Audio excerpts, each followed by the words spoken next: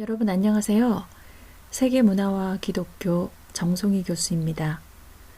비대면 수업이 너무 길어져서 오늘은 영상으로 함께 여러분과 수업하기를 원합니다. 오늘은 제3장 크리스천의 꿈, 비전에 대한 주제를 가지고 여러분과 함께 수업을 하도록 하겠습니다. 예, 여러분 우리 삶의 이야기 나누기 굉장히 재밌는 이야기들이 많죠. 오늘 첫 번째 이야기 보니까 월트 디즈니에 대한 이야기가 나오네요.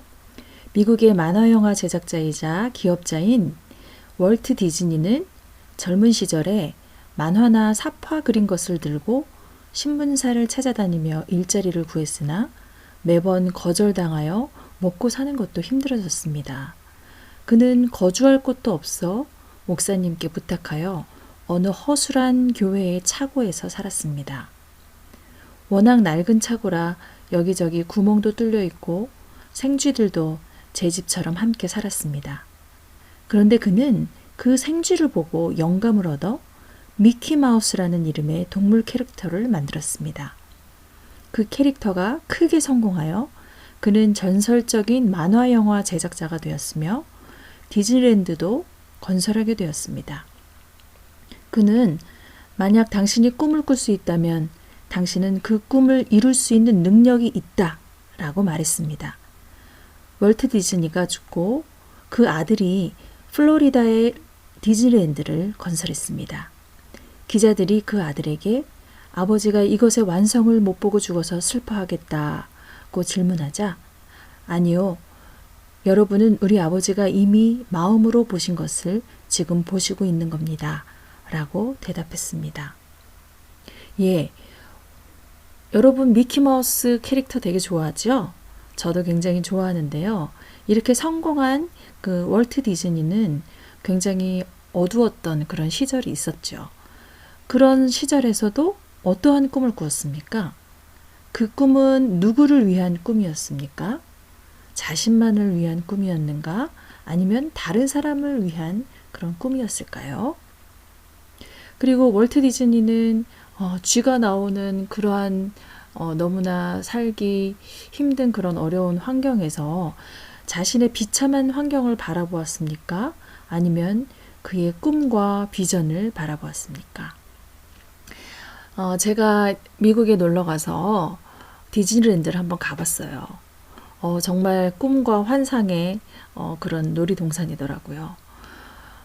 그런 곳을 지을 수 있었던 그 월트 디즈니는 그곳을 이미 마음으로 그리고 바라보고 그것을 상상했다는 것이죠. 예, 우리 두 번째 이야기 한번 볼까요? 두 번째 이야기 보기 전에 이런 말이 있네요. 누구나 시련은 있다. 그러나 시련과 고통 속에서 절망하는 사람들은 결국 꿈이 없는 사람이고 시련과 좌절을 극복할 수 있는 사람은 꿈이 있는 사람이다. 간절히 소망하는 것은 반드시 이루어진다. 예. 두 번째 이야기 빌 게이츠 이야기네요. 빌 게이츠 하면 여러분 뭐가 생각나나요? 맞아요. 돈이 많은 아주 갑부. 예. 아주 세계 최고의 갑부죠. 이 빌 게이츠의 재산은 한 50조 정도라고 합니다. 와, 그 뭐 우리가 1억 이런 것도 굉장히 커 보이는데 조 단위 중에서도 50조면은 정말 엄청난 금액이죠. 예, 2008년도부터 마이크로소프트 회장에서 물러나서 그는 자선 사업에 전념하겠다고 했어요. 빌 게이츠가 부자가 된 이유는 무엇입니까? 그는 12살에 큰 비전을 품었습니다. 그의 비전은 부자가 되는 것이 아니라 어려운 사람들을 도와주며 사는 것이었습니다. 어려운 사람들을 돕기 위해서 돈이 필요했기 때문에 돈을 벌어서 자선단체도 설립하고 기부금도 많이 내고 있다는 것이죠. 빌 게이츠의 꿈은 다른 사람들의 꿈과 어떤 면이 달랐을까요? 예, 당신은 어떤 꿈을 꾸고 있습니까? 그 꿈은 나만을 위한, 즉 당신만을 위한 꿈입니까? 아니면 당신의 이웃을 위한, 타인을 위한 그런 꿈입니까? 예, 한번 이런 것들은 여러분이 한번 생각해 보셨으면 좋겠습니다. 예, 두 번째, 꿈, 비전의 의미와 가치에 대해서 우리가 한번 살펴보길 바래요. 예, 꿈은 정말 굉장히 중요하고 그 역할이 굉장히 중요한데요. 중국의 속담 가운데 이런 말이 있대요. 만일 당신의 비전이 1년을 위한 것이라면 밀을 심어라. 만일 당신의 비전이 10년을 위한 것이라면 나무를 심어라. 만일 당신의 꿈이 평생을 위한 것이라면 사람을 키워라. 예, 이 속담의 의미는 사람이 비전을 성취하기까지 그렇게 오랜 시일이 걸릴 수도 있다는 것을 의미하는 것이죠. 그리고 여러분 헬렌 켈러 잘 아시죠?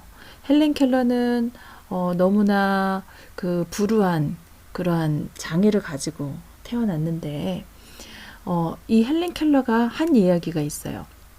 뭐라고 얘기했냐면 시각장애인으로 사는 것보다 시각장애인으로 태어나는 것보다 더 불행한 것이 무엇인가 하고 이제 기자들이 인터뷰를 했어요. 그렇게 물어봤을 때 그녀는 이렇게 대답을 했어요. 그것은 시력은 있지만 비전이 없는 사람이다. 이렇게 대답했다고 해요. 그녀의 대답은 바로 비전의 중요성을 언급하고 있어요.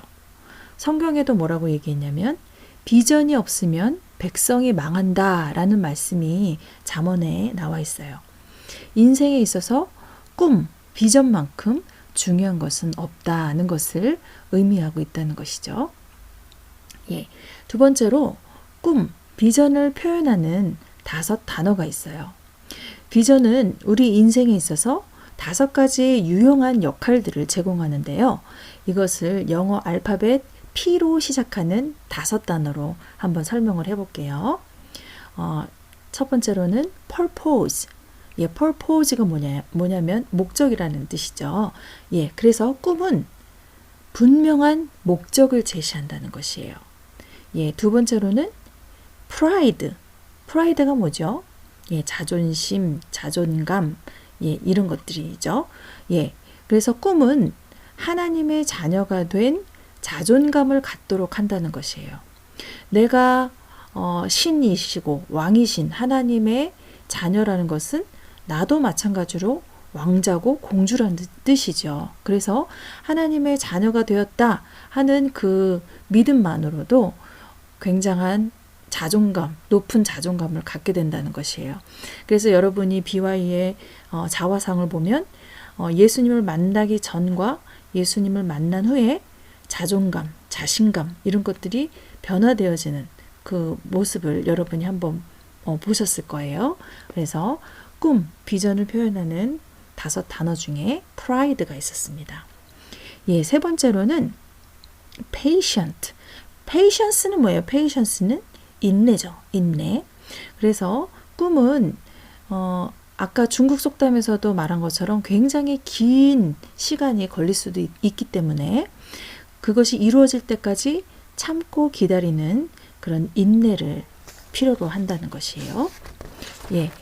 네 번째로는 persistence. persistence는 일관성 있다 하는 뜻인데 꿈은 지속적이고 일관성 있는 그런 삶을 살아가도록 하죠. 그 다음에 마지막으로 perspective. 예, 이거는 바라본다 하는 뜻인데요. 꿈은 주위에서 일어나는 일들을 바라보고 하나님이 온전한 뜻이 무엇인지 깨닫도록 돕는 그런 역할을 하는 것이죠. 예, 그래서 이 비전은요, 영어 단어로 보면 비전, 이것은 원래 의미는 시력이에요. 시력. 이것은 자신과 세상을 바라볼 수 있는 그런 능력을 얘기하죠. 그런데 단지 눈에 비치는 것들을 바라보는 그런 능력이 아니라 미래의 자신의 모습과 세상을 상상할 수 있는 그런 능력을 의미해요. 그래서 꿈이란 현실로 다가오고 있는 상태의 미래상이다. 이렇게 말할 수 있습니다. 먼 장래에 일어날 일들이 아니라 실제로 매일매일 조금씩 현실화되는 것이 바로 꿈이죠. 그래서 이 꿈을 가지고 있으면 자신이 이 세상에 존재하는 그런 존재의 목적을 알 수 있다는 것이에요. 여기 보면 하나의 예가 나왔어요.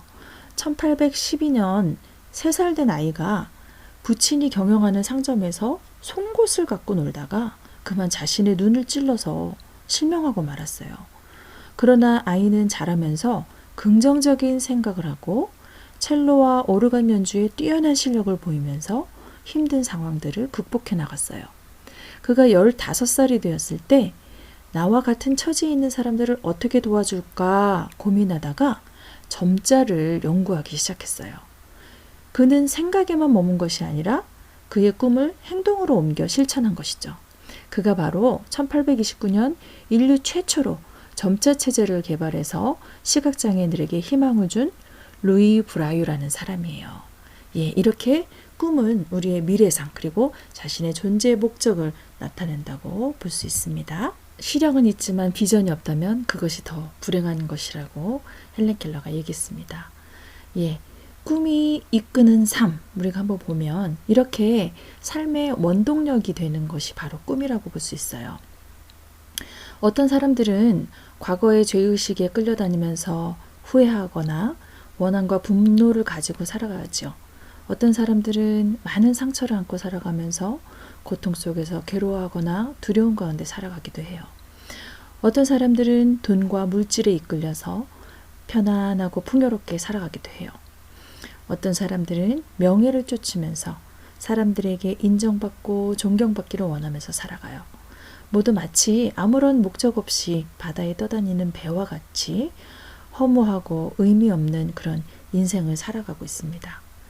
그러나 첫 번째로 꿈은 삶의 의미와 방향을 제공합니다. 꿈은 하나님의 뜻에 따라 살아가기 위한 인생의 설계도와 같은 것이라고 볼 수 있어요. 한 건물의 설계도는 이미 지어진 건물을 상상하도록 도와주고 건물이 지어지는 과정을 주도해 나가지요.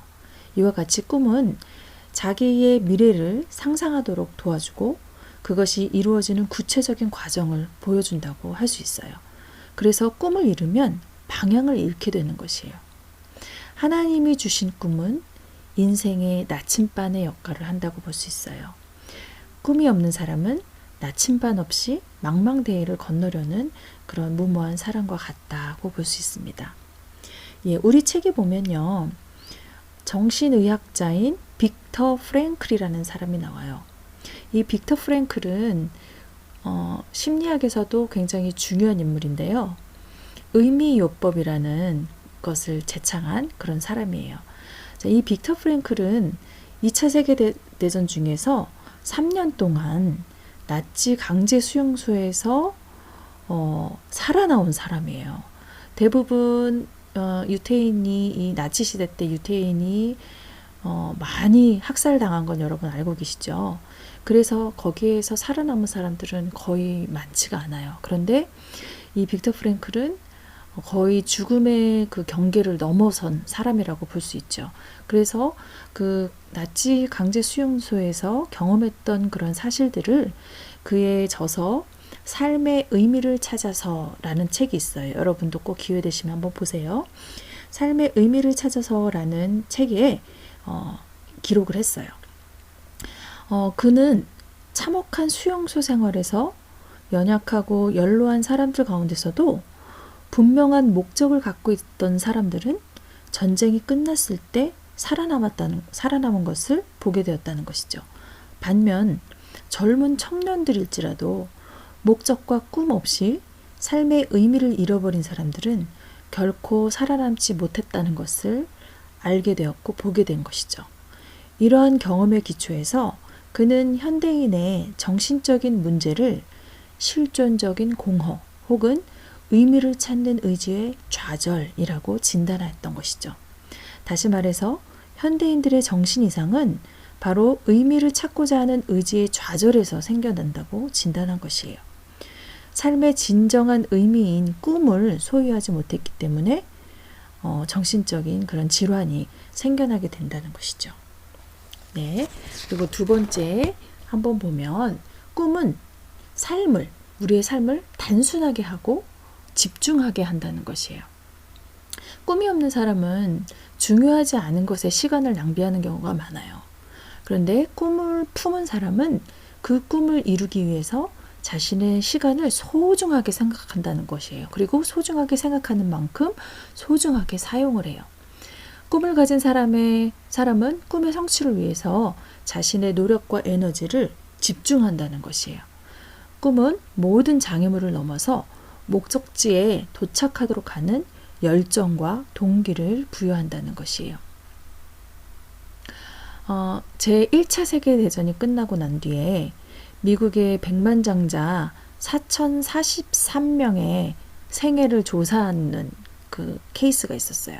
그들 중에는 교육을 받은 사람도 있고 못 받은 사람도 있고 또 재산을 상속받은 사람도 있고 그렇지 못한 사람도 있었어요.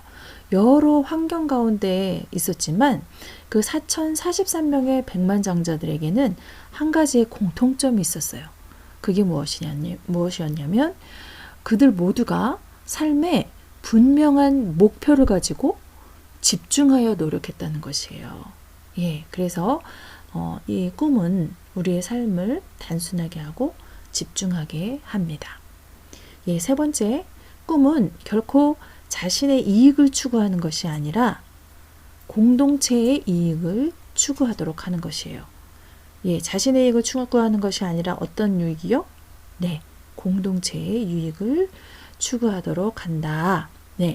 1963년 3월 8일에 마틴 루터 킹이라는 목사님이 나에게는 꿈이 있습니다 라는 연설을 했어요. 여러분, 마틴 루터 킹이라는 목사님 혹시 아시나요? 이분은 흑인 목사님이세요. 그런데 지금은 흑인이나 백인이나 우리 같은 황인종이나 차별이 없죠. 그렇지만 예전에는 흑인들이 어땠나요? 굉장한 차별을 받았죠. 이 마틴 루터 킹은 흑인 목사님이신데 이 흑인들이 모두가 평등해지는 그런 꿈을 가지고 있었어요. 그래서 연설이 뭐라고 얘기하셨냐면 나에게는 꿈이 있습니다. 이글거리는 불의와 억압이 존재하는 미시시피주가 자유와 정의의 오아시스가 되는 꿈입니다. 나에게는 꿈이 있습니다. 내 아이들이 피부색을 기준으로 사람을 평가하지 않고 인격을 기준으로 사람을 평가하는 나라에서 살게 되는 꿈입니다. 지금 나에게는 꿈이 있습니다. 흑인 어린이들이 백인 어린이들과 형제 자매처럼 손을 마주잡을 수 있는 날이 올 것이라는 꿈입니다. 지금 나에게는 꿈이 있습니다. 골짜기마다 도두어지고 산마다 낮아지며 고르지 않은 곳이 평탄케 되며 험한 곳이 평지가 될 것이요. 주님의 영광이 나타나고 모든 육체가 그것을 함께 보는 날이 있을 것이라는 꿈입니다. 마틴 루터 킹 목사님의 꿈은 미국 사회에 인종차별이 사라지는 그런 꿈이었어요. 그의 꿈은 자신만의 꿈이 아닌 흑인을 포함한 모든 미국인이 평화를 누리는 그런 꿈이었죠. 모든 사람이 평등하게 살아가는 꿈을 꾼 것이죠. 이것은 자신만의 그런 꿈이 아니라 온 인류의 평화를 위한 꿈이었다는 것을 여러분 기억해야 돼요. 자, 그래서 이렇게 꿈을 꾼 마틴 루터 킹의 그 꿈이 어떻게 됐나요? 이루어졌어요. 여러분, 지금 트럼프 대통령 전에 대통령이 누구였죠? 맞아요. 흑인이었던 오바마 대통령이잖아요. 이제는 흑인이 차별받지 아니하고 미국의 대통령까지 될 수 있다는 그 꿈이 바로 이제는 현실화 되어진 거죠.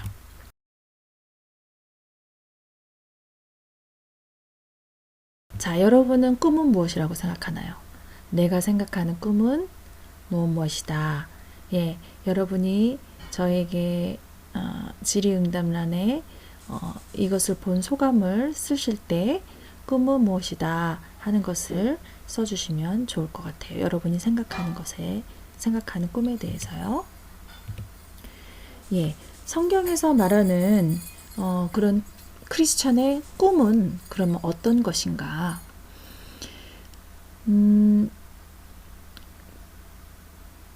성경에서의 꿈은 어떻게 보면 개인적인 그런 야망이 아니에요. 우리가 보통 꿈을 꿀 때는 어떤 꿈을 꾸나요? 뭐 돈 많이 벌어서 건물주가 된다든지, 예, 요즘에 우리 친구들한테 물어보면 꿈이 뭐니? 하고 물어보면 돈 많이 버는 거요. 돈 많이 벌어서 건물주가 되는 것이요. 이렇게 말하는 친구들 되게 많아요. 그런데 이런 것들은 어떻게 보면 개인적인 야망을 위한 것이죠. 그런데 성경에서 말하는 꿈은 개인적인 야망이 아니에요. 그리고 노력과 실천이 없는 그런 공상이 아니에요. 꿈은 하나님께서 나에게 주신 인생의 목표이다. 이렇게 얘기할 수 있어요. 그래서 성경 빌립보서 2장 13절 14절에 보면 너희 안에서 행하시는 이는 하나님이시니 자기의 기쁘신 뜻을 위하여 너희에게 소원을 두고 행하게 하시나니 모든 일을 원망과 시비가 없이 하라. 이렇게 얘기하고 있네요. 예. 그래서 여러분 마음에 강한 소원이 드는 거 있잖아요. 소원을 갖게 되는 것. 이것이 바로 하나님이 여러분에게 주신 그런 꿈이라고 볼 수 있고요. 그 꿈이 나 자신만을 위한 것이 아니라 공동체를 위한 것이 바로 성경에서 말하는 그런 꿈이라고 볼 수 있어요. 예. 그래서 크리스천 꿈의 그런 동의어는 여러 가지가 있는데, 꿈이랑 좀 비슷한 말은 소원, 예, 바라고 원하는 일, 예, 그리고 비전, 자신과 세상을 바라보는 능력, 목적, 실현하려는 목표로 향하는 방향, 예언, 하나님의 진리를 사람들에게 전하는 말, 묵시, 하나님의 뜻이나 진리를 알게 해주는 일. 이것들이 다 꿈이랑 비슷한 말이다 할 수 있어요. 예. 크리스천의 꿈과 그리고 그 가치는 어떤 것일까요? 예, 먼저 자신의 유익이 아닌 공동체의 유익을 추구한다는 것이에요. 하나님의 나라와 그의 의를 먼저 구하는 것이 바로 하나님의 뜻이기 때문이에요. 그리고 두 번째로 나의 삶의 존재 이유와 사명을 가지게 합니다. 우리 인간이 이 세상에 태어난 목적은 무엇일까요? 예, 바로 하나님께 영광을 돌리기 위해서라고 볼 수 있어요. 인생이 어디에서 와서 왜 살며 마지막엔 어디로 가는가 하는 이 질문은 모든 인간이 피할 수 없는 인간의 본질적인 질문이에요. 많은 철학자들이 이 질문에 대한 해답을 찾으려고 했지만 이 질문에 대한 정답은 바로 하나님입니다. 인간은 하나님에게로서 와서 하나님에 의해 보존되고 하나님의 영광을 위해 살다가 종국적으로 하나님께 돌아가기 때문이에요. 그래서 인간 인생의 비전은 결국 하나님과 관련되어져 있어요. 그래서 결국은 모든 인간의 목적은 하나님께 영광을 돌리는 것이어야 합니다. 예, 그리고 꿈은 인간적인 차원에서 창조로 나타납니다. 하나님의 방법으로 이루어질 때 이 세상에 새로운 하나님 나라의 부가가치가 나타나기 때문입니다. 그렇다면 여러분 궁금하실 거예요. 그러면 하나님이 주시는 그런 꿈이 있는데 하나님이 나를 향한 그런 하나님의 뜻, 하나님의 계획, 내가 어떤 꿈을 가져야 하는지 그것을 아는 방법이 무엇일까요? 예, 여러분 이건 꼭 잘 알고 계세요. 첫 번째로는 하나님이 주신 선천적인 재능과 성격을 파악해 볼 필요가 있다는 것이에요. 자신의 장점과 약점은 무엇이고 어떠한 기술과 재능을 가지고 있으며 어떤 성품을 가지고 있는지 스스로 파악할 수 있어야 된다는 것이에요.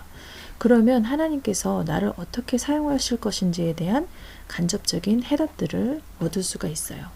자, 하나님은 여러분에게 모두에게 다 재능을 다 주셨어요. 예. 누구나 다 잘하는 것은 한두 가지 이상씩은 다 있어요. 예. 그래서 하나님이 주신 선천적인 재능, 그리고 나의 성격이 어떤지 그거를 파악해 볼 필요가 있는데, 그러면 그거를 어떻게 할 수 있을까요?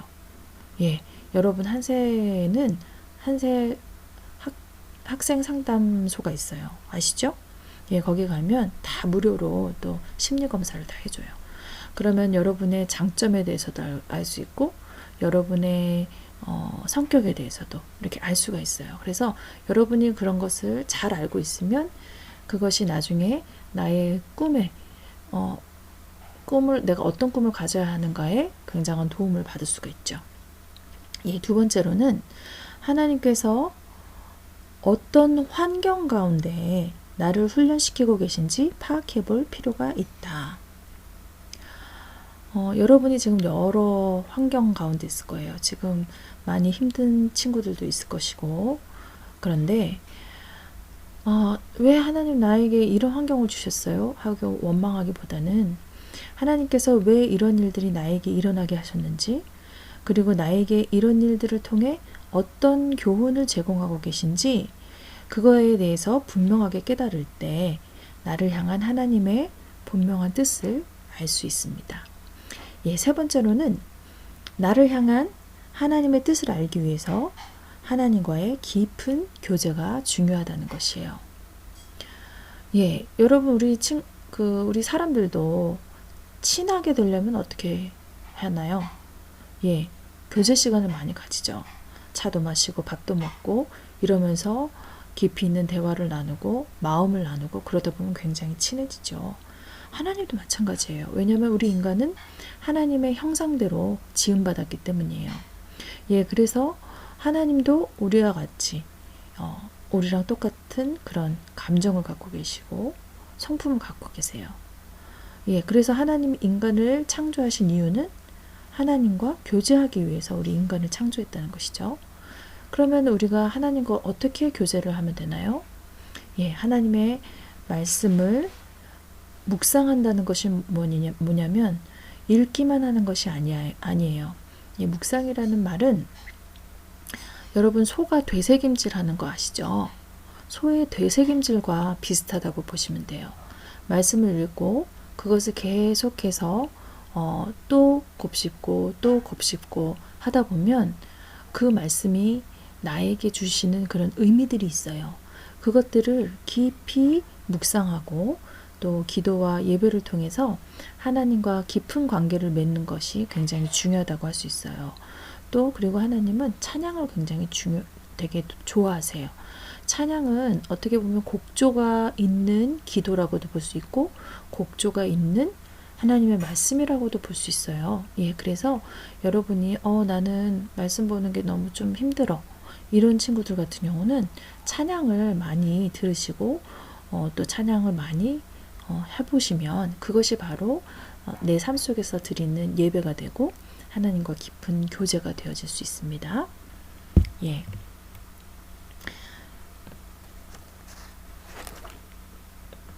나의 꿈은 어떤 꿈인가요? 우리의 모든 꿈은 두 번 창조됩니다. 첫 번째로는 창조는 마음속에서 하는 것입니다. 하나님의 말씀을 통해 목적, 자존감이 나타나죠. 그리고 두 번째 창조는 실제적으로 하는 것입니다.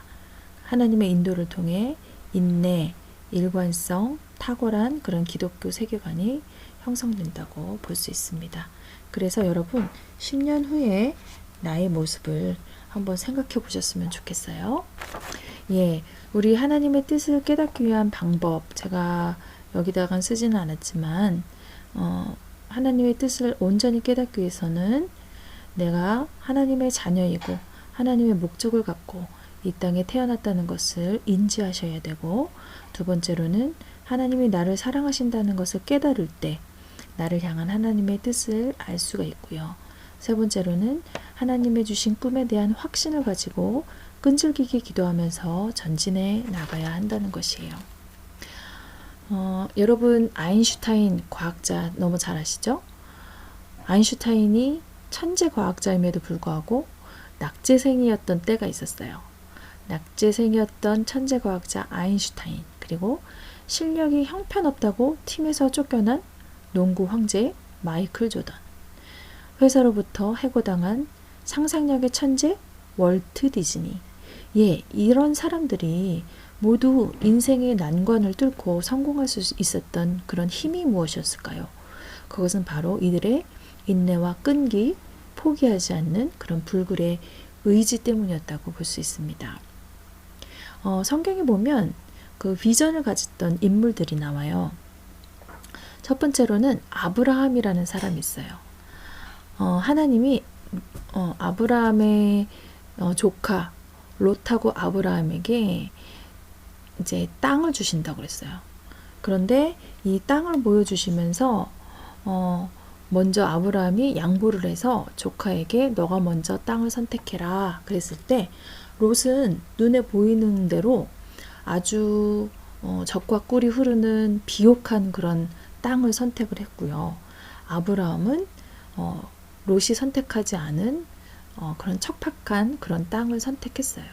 그런데 아브라함에게 하나님이 어떻게 약속을 해주셨냐면 성경 창세기 13장에 보면은요 이렇게 나와 있어요. 롯이 아브라함을 떠난 후에 여호와께서 아브라함에게 이르시되 너는 눈을 들어 너 있는 곳에서 북쪽과 남쪽 그리고 동쪽과 서쪽을 바라보라. 보이는 땅을 내가 너와 네 자손에게 주리니 영원히 이르리라. 내가 네 자손이 땅의 티끌 같게 하리니 사람이 땅의 티끌을 능히 셀 수 있을진데 네 자손도 세리라. 너는 일어나 그 땅을 종과 횡으로 두루 다녀보라. 내가 그것을 네게 주리라. 이에 아브람이 장막을 옮겨 헤브론에 있는 마므레 상수리 수풀에 이르러 거주하며 거기서 여호와를 위하여 제단을 쌓았더라. 예, 이렇게 아브라함에게 비전을 주셨고 인간에게 주어지는 그런 비전은 모두 하나님으로부터 인간에게 주어진다는 것을 알 수 있습니다. 아브라함의 조카 롯은 육신의 눈으로 아주 기름진 땅을 바라보고 그것을 선택했지만 아브라함은 보이지 않는 하나님을 바라보면서 하나님이 주신 약속을 믿었다는 것이에요. 그래서 아브라함에게 주신 비전은 결코 아브라함 개인의 것이 아니라 이스라엘 민족 전체의 번영을 위한 것이었다는 것을 알 수 있습니다. 또 느헤미야라는 사람이 나와요. 근데 느헤미야는요 어떤 사람이었냐면 페르시아의 아닥사스다 왕이 마시는 술을 담당하는 관원이었어요. 자, 그런데 이 사람에게 하나님이 어떤 비전을 주셨냐면 느헤미야의 2장에 보면 4절 5절에 보면 왕이 내게 이르시되 그러면 네가 무엇을 원하느냐 하시기로 내가 곧 하늘의 하나님께 묵도하고 왕에게 이르되 왕이 만일 좋게 여기시고 종이 왕의 목전에서 은혜를 얻었사오면 나를 유다 땅 나의 조상들의 묘실이 있는 성읍에 보내어 그 성을 건축하게 하옵소서 하였는데 예, 느헤미야가 지금 성전을 건축한다고 얘기하고 있죠. 그런데 이 사람은 하는 일이 뭐였어요? 예, 왕이 마시는 술을 담당하는 그런 관원이었다는 거죠. 근데 자신의 맡은 일을 성실하게 수행하던 중에 예루살렘 성이 다 무너졌다는 소식을 듣게 된 것이에요. 그래서 성벽 재건의 꿈을 갖게 된 것이에요. 그래서 그 사람은 느헤미야는 아닥사스다 왕에게 평상시에 자신의 일을 충실하게 했기 때문에 믿음을 준 거죠. 그러면서 자신의 비전을 그 왕에게 말하고 간청하면서 그의 마음을 감동시켰고 아닥사스다 왕이 결국은 느헤미야를 예루살렘의 총독으로 임명해서 예루살렘으로 보냈다는 것이에요. 그래서 예루살렘 성을 재건하는 그 꿈을 이루게 되었다는 것이에요. 그런데 이 느헤미야의 예에서도 볼 수 있는 것처럼 이 사람의 꿈은 결코 자기 자신의 이익을 위한 것이 아니라 이웃과 민족 나아가서 하나님 나라의 확장을 위한 것이었다는 것을 여러분 알 수 있습니다. 예, 그래서 여러분 이제 꿈에 대한 것을 한번 쫙 봤는데요. 그러면은 이 꿈에 대한 것을 어떻게 적용하고 실천할 것인가 한번 여러분이 옆에 적을 게 있으면 같이 한번 적어보셨으면 좋겠어요. 아까 우리가 의미요법의 창시자 빅터 프랭클에 대해서 한번 잠깐 봤었죠. 근데 빅터 프랭클이 이렇게 얘기했어요. 사람은 누구나 자신의 삶에서 자기만의 과업 또는 사명을 가지고 있다. 그런데 이것은 다른 사람에 의해 대체될 수 없고 또 자신의 인생이 반복할 수도 없다. 따라서 모든 사람이 갖는 과업이 독특한 것처럼 그것을 이행할 수 있도록 주어진 기회 또한 독특한 것이다. 이렇게 얘기하겠습니다. 그래서 여러분도 여러분의 꿈을 한번 종이에 구체적으로 한번 적어보는데요.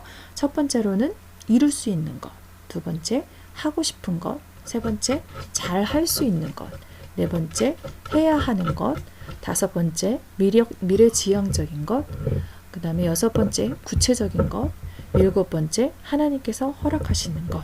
예, 이것을 한번 여러분이 한번 써보도록 하고요.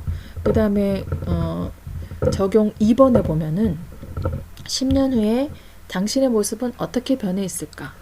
언제 당신의 꿈은 현실이 될 것인가?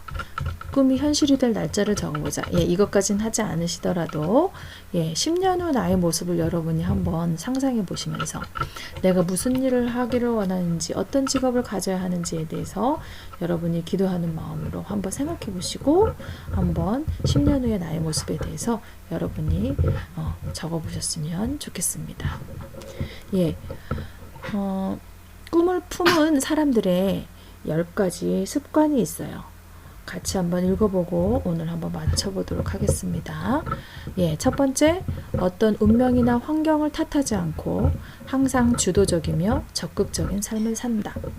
두 번째, 열등의식과 자기 비하에 젖지 않는다. 세 번째, 분명한 비전과 목표를 가지고 살아간다. 네 번째, 쉽게 포기하지 않고 인내한다. 다섯 번째, 과거에 얽매이지 않는다. 여섯 번째, 창조적인 생각의 사람이 된다. 일곱 번째, 분명한 계획을 세우고 일한다. 여덟 번째, 열정을 가지고 있다. 아홉 번째, 할 수 있다는 확신을 가진다. 열 번째, 실패를 성공으로 바꾼다. 예, 여러분도 하나님이 주신 꿈, 비전을 품으시고 내가 잘하는 것, 하고 싶은 것이 무엇인지 생각해 보시면서 꿈을 품은 사람들의 10가지 습관처럼 여러분도 이러한 습관을 가지시기를 바랍니다. 예, 여러분이 이 강의를 듣고 작성하셔야 될 것은 앞에 본 적용과 실천에서 사명서 요소 7가지가 있죠. 예, 이것에 대해서 여러분이 한번 써보시고 10년 후 나의 모습에 대해서 써보시고 그 전에 꿈은 무엇이다 하는 건 여러분의 생각, 그 3가지를 쓰시면 되겠습니다. 여러분 수고 많으셨습니다.